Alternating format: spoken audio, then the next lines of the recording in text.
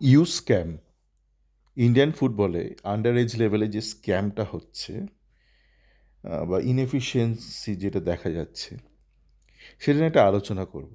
তো আজ আমার চ্যাট ফোরামে দেখলাম একটু আগে আমাকে একজন জিজ্ঞেস করলো যে আপনি কি দাদা ওই আজকে ইন্ডিয়ার আন্ডার টোয়েন্টির একটা যে ম্যাচ ছিল বাংলাদেশের বিরুদ্ধে সেটা দেখেছেন? বাংলাদেশ নাকি ডমিনেট করেছে এবং ম্যাচটা ড্র হয়েছে, ইন্ডিয়া কোনো মতো ড্র করেছে। আমি বললাম না, আমি দেখিনি। তো এমনিতে দেখুন আজকে শনিবার দিন, আমাদের এখানে কাল রোববার আবার একটা হোলি পার্টি আছে, ইন্ডিয়ান অ্যাসোসিয়েশন একটা করছে। তো প্লাস শনিবার দিনও একদম যেখানে মনে হয় না কিছু পাওয়ার আছে সেটা দেখি না।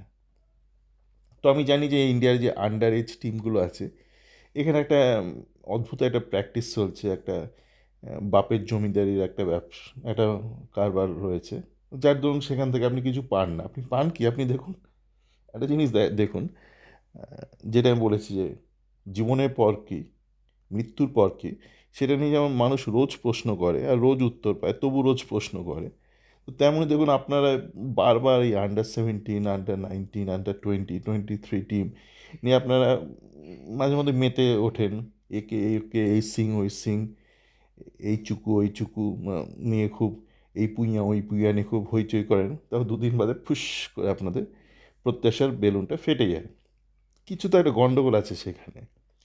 গন্ডগোলগুলো কি, ছোট্ট করে একটু আলোচনা করি। আচ্ছা, সবার আগে বলি, এই যে কিছু কিছু প্লেয়ার আছে যেমন গুরনাজ, এরা দেখি মানে এরা যেন একটা পৈতৃক সম্পত্তি হয়ে গেছে আন্ডার এজ টিমগুলো। মানে আন্ডার 15, 16, 17, 19 যত আন্ডার আছে সমস্তগুলোতেই এই কিছু প্লেয়ার আছে যার মধ্যে গুরনাজ রয়েছে।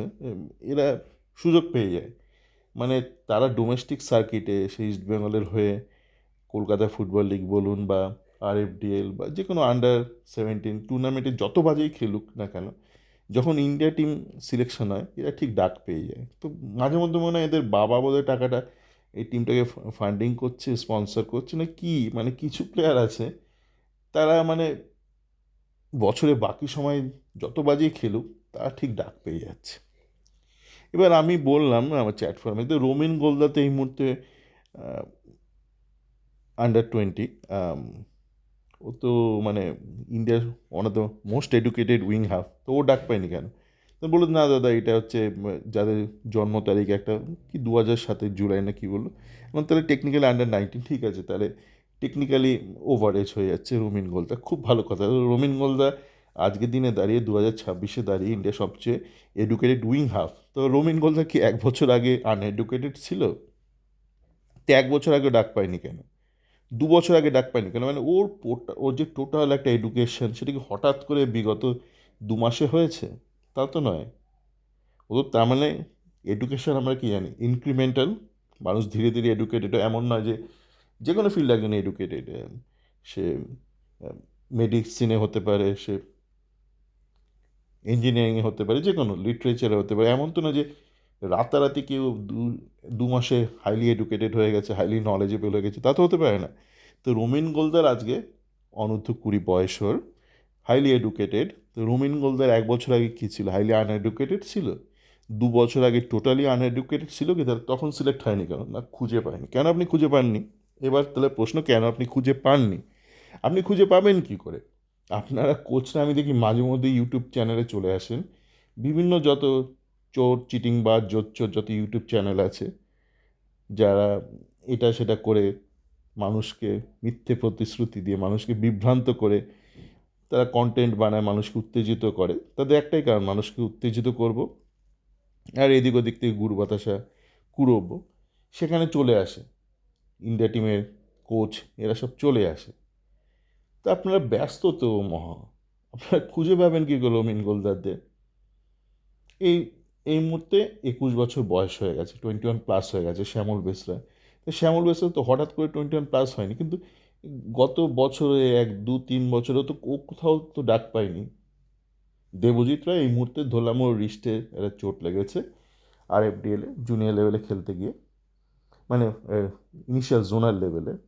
তো ফাইনাল রাউন্ডেতে খেলতে পায়নি, বুঝলাম, তাই ডাক পাইনি। তা ও তো এই সার্কিটে 2, 3 বছর হয়ে গেল ডাক পাচ্ছে না কেন? কোনো স্কোয়াডই ডাক পাচ্ছে না। তো আমি যতটুকু বুঝেছি, ভারতীয় ফুটবলের সমস্যা হচ্ছে দুটো। এক হচ্ছে ভীষণ গরিব আর্থিকভাবে, তার সাথে ভীষণ জোচ্চোর বা চিটিংবাজ। এটা ডেডলি একটা কম্বিনেশন। ধরুন আপনার কাছে অর্থ নেই, তার সাথে সাথে আপনি একটা অসৎ ব্যক্তি, তো আপনার পরিবার একদম মানে ঘেটে ঘ হয়ে যাবে।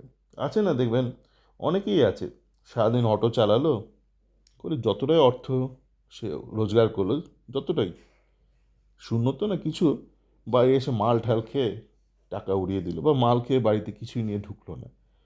মানে এটা ডেডলি কম্বিনেশন। এক হচ্ছে আপনি খুব বেশি রোজগার করছেন না, তার সাথে সাথে আপনি হচ্ছে মাদকাসক্ত বা সুরাসক্ত, মদ খেয়ে সমস্ত টাকা উড়িয়ে দিচ্ছেন। একেই তো আপনি রোজগার খুব বেশি করছেন না, তারপর মাতলামি করে সমস্ত টাকা উড়িয়ে দিচ্ছেন। তো আমাদের দেশে এমনিতেই যে ইউথ লেভেলে ভালো এডুকেশন সিস্টেম নেই। এই আপনি হাজারটা খুঁজলেও তো একটা রঙিন গোলদার পাবেন। তার উপর আপনি আবার খুঁজছেনও না, মানে যে কটা রঙিন গোলদার, শ্যামল বেসরা, দেবজিৎরা আছে, তাদেরকেও আপনি খুঁজে বার করছেন না। তো এইটাই বলার ছিল যে একটা ডেডলি কম্বিনেশন। এক হচ্ছে দারিদ্র, মানে টেকনিক্যালি দারিদ্র তো রয়েছে, আর্থিকভাবে দারিদ্র, টেকনিক্যালিও দারিদ্র, তার সাথে সাথে একদম জোচ্চোর, লম্পট, এই সমস্ত যত রাজ্যের বদগুণ আছে, সেই বদগুণাসক্ত আমাদের লোকজন, যারা এইসব জুনিয়র লেভেলে টিমগুলো চয়ন করছে বা তাদের নিয়ে কাজকর্ম করছে। তো এটাই। চলো, ভালো থাকবেন।